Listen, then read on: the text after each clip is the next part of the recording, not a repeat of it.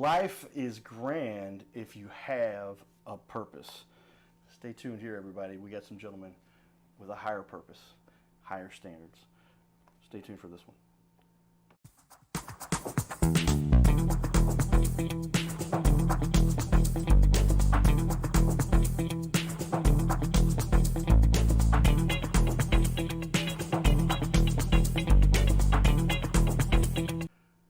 Welcome to the Your Little Castle show, ladies and gentlemen. I like to believe I have a purpose too. I mean, I enjoy highlighting those leaders in our community. We focus on small businesses who do great work in the community and are helping, but they just don't have that spotlight that I've kind of figured out how to get a little bit of that. I've seen me run around with my cowboy hat and what I do, and ABC had approached me some time ago and said, "Hey, we think it'd be great for you to have a show." I'm like, "Tell me what it means." They said, "You just look like you know what you're doing. You'll figure it out." I figured this is a good opportunity to bring on leaders in the community like you guys, because I just, like I said, you don't have a $50,000 a week marketing budget like some of the guys I've worked with, and Anheuser-Busch and some big name companies we know well. But the small guys almost always do a better job. I say that out loud. I'm gonna lose some big sponsors now, but. Smaller businesses, they do a better job very often because they are hands-on. You're talking to the owner, right? They have a problem, absolutely, or the owner's assistant, or somebody that the owner directly trained, and get direct feedback, so you don't have to worry about it as much. But with that, we'll give a shout out to our sponsor that we primary focus right here at the beginning, and then we got another primary sponsor. We got two big sponsors now, but Carol House Furniture, because you like nice things. Excuse me, that time of year, everybody. You like nice things in your little castle. So I bounced it off Brooke from Carol House. He's like, "Yeah, I like that Carol House Furniture." You might have a beautiful house that you've also had work done by the handyman crew we have here, Colossians. I'm sorry, Colossus. Make sure I get that right. It's not Colossus, it's Colossians. Colossians. Now people are going to remember it, right? There you go. But I saw the name initially. I was like, I read, it's Colossians. And there's a biblical reason for that too, right? Colossians 3:23. The biblical verse, right? So Colossians Handyman, LLC. They got the LLC there for everybody. You can see that. We left it on for the graphic there. But Colossians doing a great job. So let's get into it. Tell me, guys, what led each of you here, and tell me why that was, what was the consensus here? You both actually came from different career paths. Who wants to start off with that one? Sure. Go ahead, Justin. Yeah, so I started off I was telling you before, I used to work for some flooring distribution companies, and I switched gears, worked on RVs for a while, and started a family, and it just wasn't making enough money to support a family on a single income. I had a friend, Jon Sansoucie with First Core Handyman, who has this handyman business, and I'm telling him some of the things I do, and he's like, "Man, you should start a handyman company." And I was pretty iffy about it, but he was very encouraging, and he's like, if you're doing it for the right reasons, you've got the Lord on your side, then it's gonna prosper, it's gonna succeed, and that's kind of how the path got started for me. Yeah. And then I started. I'm a little older. Okay. So I got more history, but I started in construction right out of high school. Then I went in the Navy for 6 years, did my time there. I loved it, and it kind of formed who I am as a person. They say you can't take the military out of the man. That's very, very true.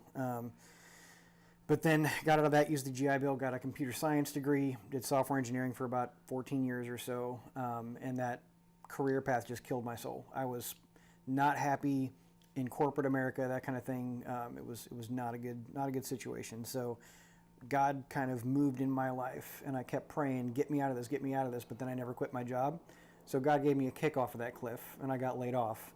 Couldn't find a job for 6 months with a 14-year resume with leadership on it. There's something there, right? So then I met Jon Sansoucie at church. I was playing on the praise team, and he was talking to my wife, who was a greeter, and she told him, all of this stuff, and I've always been kind of handy and building stuff in my garage, and came out and talked to him, and he said, "Well, if you can do all these things, why don't you just make money with that?" And same story as Justin. He's like, "You should start a handyman business." So Jon Sansoucie, he also leads our Bible study, by the way, which is where we met. He has just kind of been the architect of this behind the scenes. So with First Core Handyman, he's been a huge mentor in our lives or whatever. But that's how I got to the point where I started Colossians Handyman as a sole proprietor for about a year or so before I met Justin, and then I'll let Justin take it from there. Yeah, so yeah, like John said, we were both doing our own things. He had started Colossians Handyman. I had a business that was all things handyman. And a little over a year in, John approached me after Bible study and I was like, hey, I'd love to talk to you about, run some ideas by you. If you got time, we can sit down and go through it. And he kind of lays out this whole business plan he's got where he's like, you know, big growth mindset and how to build this business into a business. And I don't come from a business background. I don't have a business mind, so to speak. So for me, it was like, I get a job, I do the job, I get paid. I get a job, I do the job, I get paid, you know. And John comes to me with this whole future plan. And he's like, the only thing is, I'm scared to do this myself because I don't think that I have the bandwidth to take this big of a thing on my own. So how would you feel about joining forces, doing a 50-50 partnership, and then we just take off? And talked to my wife about it, we prayed about it, and kind of decided, well, yeah, let's do it. And it's been really good from my perspective. Like I said, I don't have a business mind, so it's been really good for me being able to learn from John how to grow a business, how to have that, you know, future mindset, and we've just been off to the races since then. So, Well, that's a great story because a lot of times, I've done a couple business partnerships in my life, and the judge, why did we do 51-49? But it was a matter of, he came to me with the concept and he wanted to kind of run with it, but he said, I'm still going to give you 49%. But in your case, you both kind of were meeting halfway and said, we're going to do straight 50-50, right? Because that gives you both. If one of you doesn't agree with it, then you both have to figure it out. Yep. Versus if you're 49, they just override because they've got the majority. But I appreciate that. So that led to this where you're at now. And it's been a couple years you guys have been working on this together. Yeah, coming up on 2 years. And tell me how it's been going for you. I mean, it's been amazing. It's been a journey. Just like any small business, I guess you have your growing pains there or whatever. Sure. You know, we figuring out how to scale. And while I do have a business mindset, I've never done it before. So I'm learning as I go as well. And, you know, we're walking through these together. And he downplays his role a little bit, but he does have a good business brain because we have discussions. We meet at least twice a week. At night just to go over things, look at the money, look at the budget, look at the plans for the future, plan the calendar. And we always talk through all of our next steps or whatever. But yeah, it's been going amazing. God has been with us on this journey, and there's been some valleys, man. There's been some dark spots where, you know, that grit really comes into play of, are we going to quit? Are we going to stop? Because it doesn't look like it works, but then God shows up and then we got 40 grand in the bank again. And it's like, oh, okay, cool. You know, it's just, it's how kind of how that flow goes. But yeah, it's been amazing. And tell me then, Justin, this is a matter of partnership. What is it that you feel like you really do as a partner to come up with a concept that has led now to not just handyman, but you're doing a lot of construction stuff too. And where has that led, and why did that come about, do you think? yeah, so kind of like I was saying, I don't think I bring much of the business mind, the future goals. John's taught me how to do that a little bit, so it's been a little better in that sense. But from my perspective, I kind of have grew up in that kind of family where you don't hire anyone to do anything, you know. So Do it yourself, right? Yeah, my dad expanded their bathroom all by himself one time. We had no wall on the side of the house for 6 months while I did it, you know. So it's like I grew up learning how to do all this stuff, and so that's sort of where my I don't want to say expertise, but that's where I thrive in, is figuring things out, which when you're doing a handyman business, working on old houses, that's pretty helpful. And that's just kind of expanded to where anytime you're doing home services, you walk into someone's house to, you know, replace a light, and they're like, hey, while you're here, can you look at this? And it just becomes all these things that I don't know who to call to fix this. Or, hey, I've got this deck, and I don't know who I'm supposed to call to rebuild the deck. And I'm like, well, we could probably rebuild the deck. And then we rebuild a handful of decks. And then it's like, hey, we're getting pretty good at this. And it's like, hey, could you remodel a bathroom? Like, well, yeah, we could remodel a bathroom. And then we do a few bathrooms. And it's like, all right, we're remodeling bathrooms now, you know? And it just kind of, it starts small. And I think it's just openness to accepting jobs that we haven't done before and being pretty open with our clients where it's like, hey, this is new ground for us. So if you're willing, if you know, you want to work with us on it, we're going to work with you on it. We're going to make sure it's done right. We're not going to leave a project that's not what you want. And if that's something you're game for, then we'll do it. And that's just built on to where we're doing things now that I never even imagined we'd be doing, you know, 2 years ago, 3 years ago. So. So John, you like this pattern? This is the growth that you've anticipated. Tell me how it's worked together for you. Absolutely. I mean, it's not even close to the plan. So, I mean, you know how business plans go, right? You write the business plan out, and then it blows up, and then you do the thing that does work. But no, it's, on a serious note, the business plan is still pretty much at its core the same thing because of the values and the different goals that we had when we started. Those are all still there. However, I've learned a lot from Justin as well. So I'm good at carpentry. I'm really good at woodworking and angles and math and that kind of stuff, obviously with a computer science background, right? Math is my strong suit. So when we're figuring out how to cut stringers and exact angles and that kind of stuff, I'm really good at that. But, you know, actually making those things happen in practice, that's where he comes in. So that's why when we came together, this was really God's purpose for our brotherhood. And I say that because it's more than a friendship. We're brothers. But this brotherhood has really just brought one whole person that God is using to create really cool things like decks and basement remodels, bathroom remodels, that kind of thing. And then as we go, he's teaching me a lot about, you know, like plumbing and just things that I had never touched before, but I'm learning. So now I can go out and do those jobs myself as well, and it just increases our bandwidth. And yeah, the pattern I can see really, really growing fast, and I can see a way forward for God to just further his kingdom with our work. Might there be some divine intervention here? I like 100%. the biblical construct you have surrounding the business, and it seems as though I personally, I told you, I periodically bring up, but I think God had a plan for me. You know, I was in a coma. They had given me less than 50 hours to survive. I got a nice little. You should have seen the other guy. My dad. It was just me against the car. I think we hit the T-tops, but I was in the back seat. But I could have easily given up on life. I could have easily said, this is just woe is me, and be the victim that so many people get programmed to be. But I believe God had a higher. I could be a former pro, MLB, retired, broke, statistically, baseball player. Right. Or I get to go and impact people the way I do now and bring something that's really not out there for anybody to help the smaller business people do what they do. So that's where I kind of get my excitement from this. Tell me really quickly, we've got to get into your reviews real quick, but what fuels your passion for this? What does it help you to wake up? I'm going to start off with you, Justin. Tell me the passion you have and why it's here for this. Yeah, I mean, what it really boils down to is just our faith and, you know, expanding the kingdom of God, right? And doing that in a way that we are built to do that, which John and I are handy people. So it's, you know, I'm not one who's going to go out and preach to a room of people, but I can help you when your bathroom is in shambles, or even if you have a nice bathroom, you want a nicer one, I can help you. And I can, you know, share God's love through the work that I'm doing. And that's a big part of it, where I didn't go into it with a passion for construction and building and things like that, but it's more just that passion of wanting to do God's work, and this is the way that I'm capable of doing that. So, yeah. True for you as well, then? I would say the only thing I would add to that is just our core verse, which is Colossians 3:23, that says, "Do all things to the best of your ability as if working for the Lord, not your human masters." That's the verse that we kind of built our business on. Now the next verse, 24, says, "And then your reward will be in heaven, given to you by our Lord Jesus Christ." Now that's, to me, the passion that drives me. I love my Lord with all of my heart, and I want to serve him, and I want to love his people. And at the end of the day, when I'm done here on earth, I want to hear, "Well done, good and faithful servant," and give him a big hug. And that's my passion for this, is I want to make sure that while I'm here on earth and he gives me another day, I want to make sure that I impact people in a serious and deep way. There you have it, everybody. That is what the show's all about.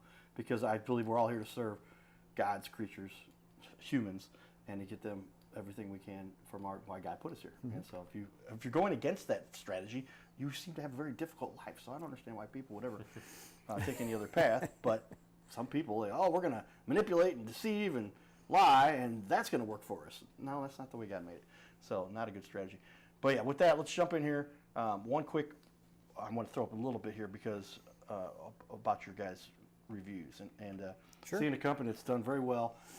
5.0, I'm going to put this on the big wall for everybody to see, but you guys are the wide camera, but you guys, how's it make you feel to have those kinds of reviews that people are very excited to share with you? 5.0 on 18 people that have all said top-notch work. Who wants to tell me a little bit about that and why that has become important for you guys? Yeah, I would say the reviews are an important part of our marketing strategy. Like, we want to make sure that when somebody comes and researches our company, they look at reviews and they see people that have been happy.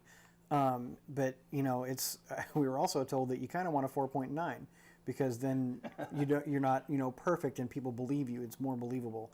But I'm not gonna purposefully get a bad review, So it's just maybe one of these days we'll have a bad interaction and we'll save it and we'll get a 4.9 because they weren't perfectly happy. But we'll see if that happens. But seeing that 5.0, as long as that's there, to me that really I feel good about knowing that we have taken care of our customers well, and they're enough that they're willing to go online and do that review, because that is a big macro action for a lot of people. Yeah, I mean, you only get 1 out of 10 people will Right. write a review, and that's unless you ask them, and if people have that process down too. But Yeah. Justin, has this been fulfilling for you too?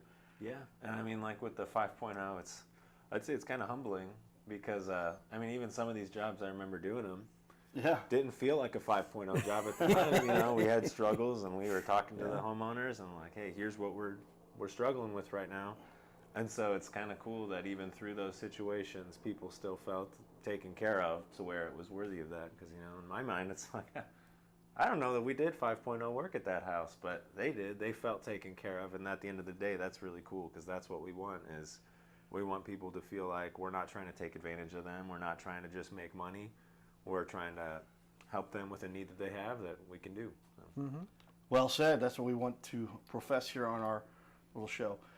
We're going to show you some more of the fun we had in the excitement we had in the community. Worked with a group called Dementia Life, and my buddy Tim here, and some of the fun they brought to the community. They asked me, the Cardinal Cowboy, to be their MC. Check it out. Icon. Our MC for the night, the Cardinal Cowboy.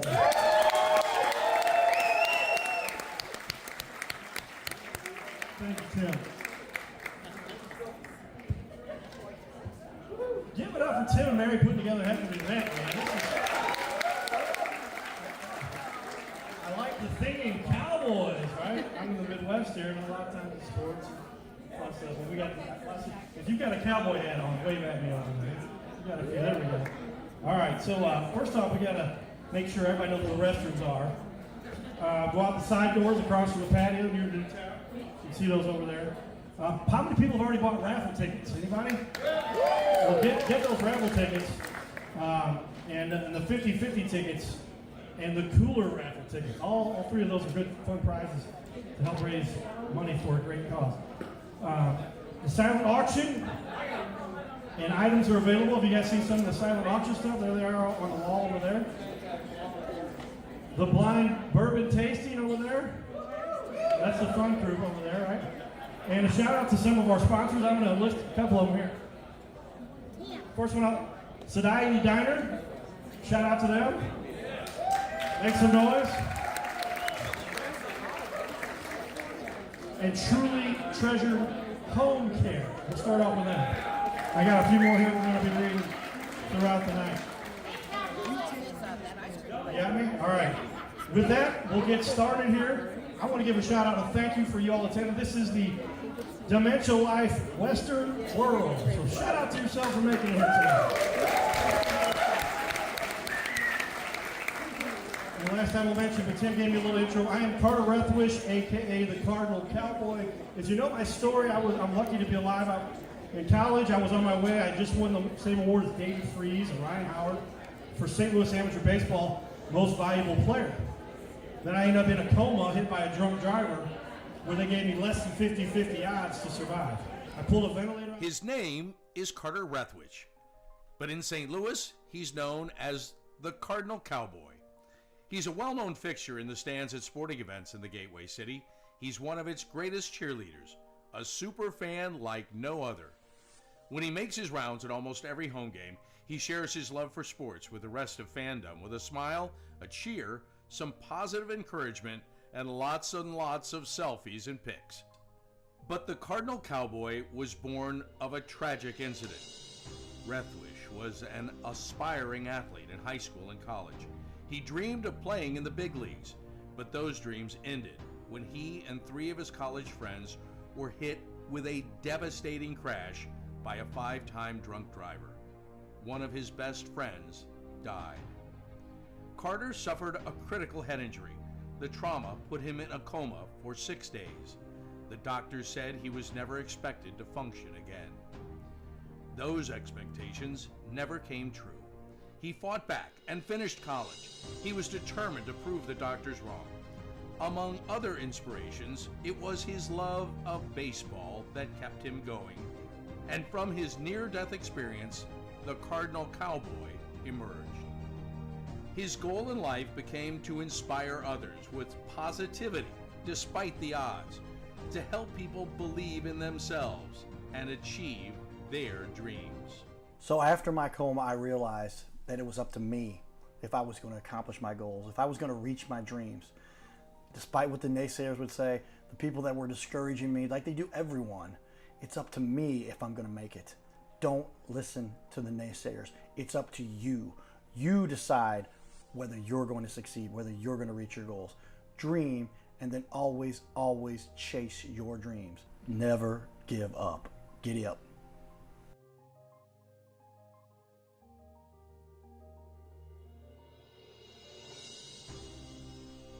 Hey everybody, Cardinal Cowboy here. I want to invite all of you to be part of my new team. No, you don't have to put on a baseball uniform and be a super fan.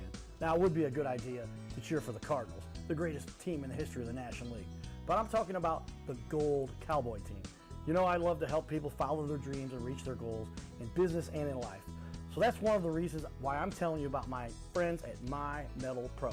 They help people like you and I acquire gold and silver with a membership that lets you safely buy, sell, and store gold and silver. They make it real easy to get started. My Metal Pro isn't like the big guys you see on network TV or the big coin shops that take a huge commission. So become part of my Gold Cowboy team. Scan the QR code or go to goldcowboy.com and check it out. Giddy up! All right, so there's a lot of the fun we get to have in the community, and just run into great leaders like yourselves. That would not get connected any other way, but God has his way of making things happen. And so Colossians Handyman LLC in the building here, Justin, John, and thanks you guys. Let's talk about a big question I have for a lot of people that it just helps people understand what this is about, but a cost analysis. And I guess there's always the infamous do-it-yourselfer. I'm guilty. I've been the do-it-yourselfer, and many times that can work out, but if it gets to me something like electrical and plumbing, and you're talking about structures of a house, I impugned I've admitted this one on the air before, but I thought I could make an attic room, and I pulled out some of the supports, and then I decided to sell the house, and they're like, that's got to be put back, and you've got to get an engineered, certified repair for that. But these are the kinds of things people do. What is the biggest mistake people make when they're, that's another question I've actually got, so hold on to that one. But what is the biggest contemplation people have with regard to a cost analysis? Everybody wants to save money. Is doing it themselves the best way? What would you say is the best way to do this?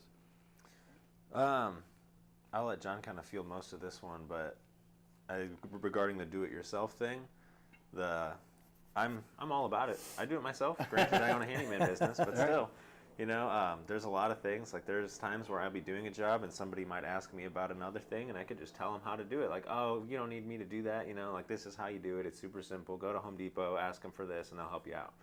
But there's other things, like even simple things like drywall repair, where if you don't know what you're doing, it's going to look pretty rough, and you're going to spend hours trying to fix it, and you're never going to get it right, and then you're going to pay someone more money to go in and make it right after you tried to fix it. Right. So there's some level of just, you know, do I want to pay to have it done right now, or do I want to take the risk? And you just have to decide for yourself if you think that's a risk you're willing to take, depending on the project, you know. Yeah. John, is that the way it goes? Yeah, and I mean, we're always willing to teach our customers. Like right. we encourage that. We want to build more self-sustaining people in this world as well, and not just do the job and, you know, drop the blessing and walk away. If we can teach a man to fish, right? That's always great. But yeah, there is a point, like with the drywall. We've got a guy, Terry Jeter, is a full-time employee of ours. He used to do drywall finishing in a union. So this man is a wizard. He's amazing. Okay, yeah. So when he goes in and he does drywall and it comes out, it's like it never happened. It's really, really amazing. So we don't even touch drywall anymore because he's better than us. But so yeah, just on that, the cost analysis side of things, yeah, the DIYer, those are the toughest sells, because when you can do something yourself, it's hard to pay somebody else to do it. Right. But for somebody that can't do it themselves, it's a little easier sell, because I mean, on our pricing, it's always the sticky point, right? Like nobody, it's just like in church. You don't want to talk about money. Nobody wants to talk about money because it's hard. We work hard for our money and we don't want to let it go. But we have a minimum that we have to charge to show up so that we can remain profitable and continue giving services to people at a good rate. And we use DeepSeek AI to go through the whole of Missouri and find all of the prices that the contractors are using. And then we will get an average of that, and we try to stay right there at that, maybe a little above, maybe a little below. Just depends on the job.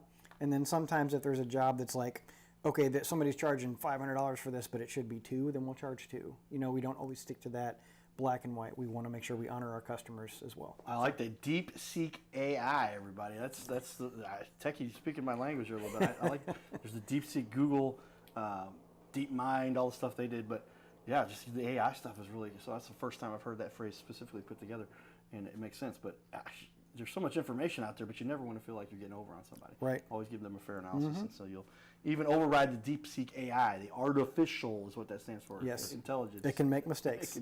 It can be misinformed. Yeah. A lot of people don't realize. As we finish up here, we've got a couple minutes left. Why should somebody choose your company?